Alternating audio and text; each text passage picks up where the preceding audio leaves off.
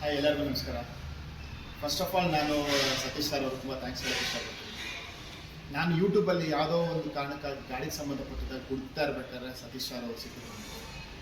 First of all ನನಗೂ ಗೊಂದಲ ಇತ್ತು, ನೀವೆಲ್ಲರೂ ಇರೋಗೆ ಏನಪ್ಪ ಇವ್ರು ಹೇಗೆ ಮಾಡ್ತಾರೆ ಏನು ಎತ್ತ ಅಂತ.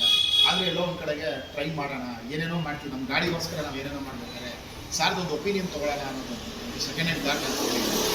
ಸೊ ಅವ್ರನ್ನ ಕರೆಸಿದ್ವಿ, ಅವ್ರು ಬಂದರು. ನಮಗೋಸ್ಕರ ಪಾಪ ದೂರದಿಂದ ಬಂದು ಎಲ್ಲ ಚೆಕ್ ಮಾಡಿ ನಾವು ಪ್ರತಿಯೊಂದು ಗಾಡಿಲಿರ್ತಕ್ಕಂಥ ಅಷ್ಟು ಪಾರ್ಟ್ಸ್ ಬಗ್ಗೆ ಅವ್ರಿಗಿರೋ knowledge I can say is a Wikipedia. ಇದು ಸುಮ್ಮನೆ ಏನೋ ಹೇಳ್ತಾ ಇರೋದು ಅಂತಲ್ಲ, 100% ಜೆನ್ಯೂನಾಗಿ ಹೇಳ್ತಾ ಇದ್ದೀವಿ. 100% ಎಕ್ಸ್ಪ್ಲೈನ್ ಮಾಡಿದ್ರು. ಅವರಿಂದ ನಾವು ಒಂದಿಷ್ಟು ಕಲಿಯುವಂಥದ್ದಾಯಿತು. ಗಾಡಿಗೆ ಸಂಬಂಧಪಟ್ಟಂಗೆ ಭಾಳ ಚೆನ್ನಾಗಿ ಎಕ್ಸ್ಪ್ಲೈನ್ ಮಾಡಿದ್ರು ನಮಗೆ.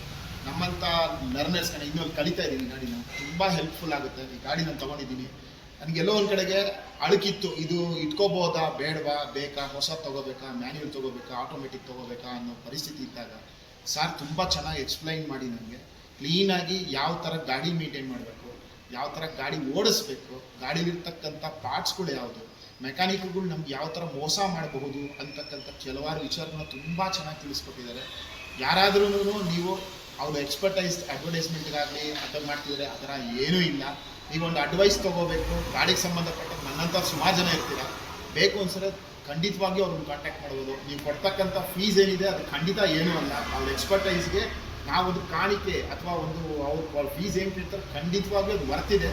ದಯವಿಟ್ಟು ಯಾರನ್ನ ನೋಡ್ತಾ ಇರೋರು ಯಾರನ್ನ ಇಷ್ಟ ಇದ್ದರೆ ಖಂಡಿತ ಅವ್ರ ಕಡೆಯಿಂದ ಕೇಳಿ. 100% I am satisfied. 10 out of 10 ಕೊಡ್ಲಿಕ್ಕೆ ನಾನು ಇಷ್ಟಪಡ್ತೀನಿ. ಎಲ್ಲರಿಗೂ ನಮಸ್ಕಾರ.